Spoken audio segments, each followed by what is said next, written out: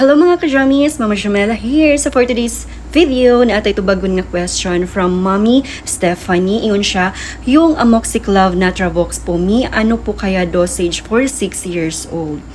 Okay, first of all, mag-disclaimer ko, dili ko doktor, pediatrician, or nurse. Kani ako ang gina-share sa inyo ha, through experience lang yun yung tanan kasi hilig ko mag-share og mga experience na ako during pagyod atong pagbuntis na ako hangtod nga nanganak ko na ani diri sa ako ang video sa TikTok tung napa-easy lang ako ang pagpanganak tungod atong nga video ato kong gibuhat napa-easy ang tanan by God's grace.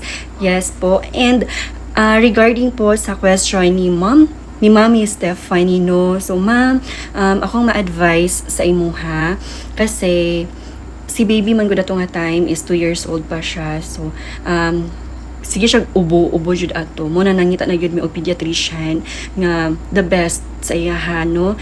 And muna iyahang gihatag sa mo ang reseta ang Amoxiclav, pero mi dili ko makahatag sa imuha og right dosage kasi ang katong yang gibuhat no sa akong pagkabalo is nag-monitor mi sa weight sa akong baby kasi akong baby is tambukon jud siya buyag and wala kayo minag sa iyahang edad kasi didto jud mi sa weight kasi naa siya gina-compute ato para makuha ang exact dosage. So mi ako ma-advise sa imuha kung lala na gyud kaayo ang iyahang ubo, mas maayo nga ipa-check up nimo siya sa inyong pediatrician para mahatag gyud ang pinaka the best nga tambal ug ang right dosage para kay baby para maulian gyud ang bata nimo.